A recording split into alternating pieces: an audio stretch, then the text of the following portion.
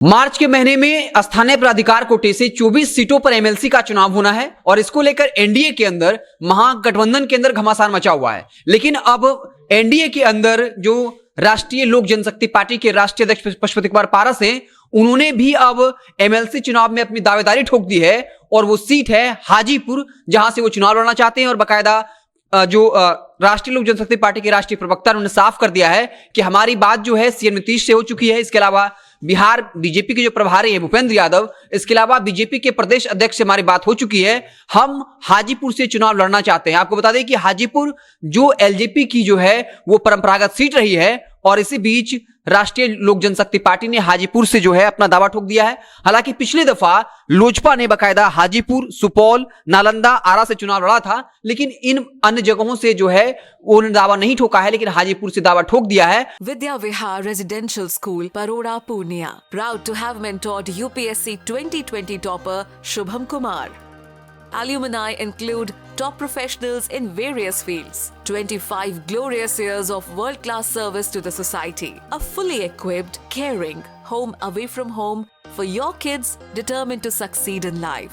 A co-ed residential school affiliated to CBSE. Admission open in classes 4 to 9 and 11. Contact 8448448720. आपको बता दें कि पिछले दिनों जब जेडीयू की तरफ से यह शर्त रखा गया था कि बीजेपी और जेडीयू के अंदर यानी पूरे एनडीए के अंदर जो है वो लोकसभा के तर्ज पर सीटों का बंटवारा हो, यानी 12 सीटें जेडीयू के खेमे में और 12 सीट जो है वो बीजेपी के खेमे में जाए, यानी बीजेपी अपने कोटे से 2 सीट वीआईपी को दे और हम अपने कोटे से 2 सीट जो है वो हम पार्टी को देंगे। कहीं से भी राष्ट्रीय लोक जनशक्ति पार्टी की बात नहीं हुई थी, लेकिन अब पशुपति कुमार पारस ने दावा ठोक दिया है।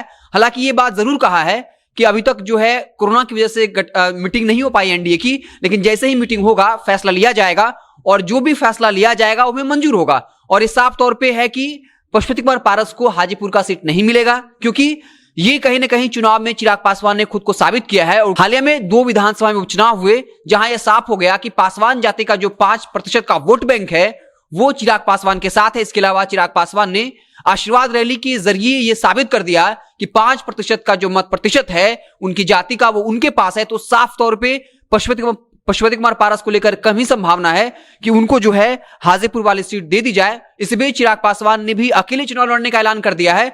लालू यादव ने ऑफर जरूर किया था कि चिराग पासवान अगर चाहें तो जो 24 सीटें एमएलसी के हैं उनमें से चिराग पासवान को कुछ सीटें दी जा सकती हैं, लेकिन चिराग पासवान ने जो है 2024 के लोकसभा चुनाव और 2025 के विधानसभा चुनाव को ध्यान में रखते हुए इस वक्त जो है आरजेडी से गठबंधन नहीं किया, किसी तरीके का समझौता नहीं किया। और अब खबर यह है कि चिराग पासवान भी जो है अपने प्रत्याशी का ऐलान कर सकते हैं कुछ जगहों से जो उनकी सीटें रही हैं, जैसे हाजीपुर, सुपौल, नालंदा, आरा।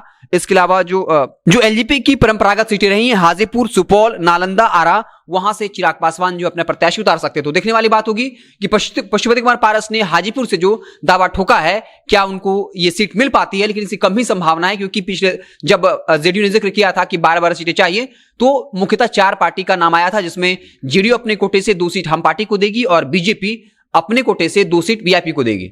तो आप देखते रहे जनता जंक्शन। जैसे ही कोई और पॉलिटिकल डेवलपमेंट होगा, कुछ और नया अपडेट आएगा तो मुझसे आपको इत्तला करेंगे। बहुत बहुत धन्यवाद।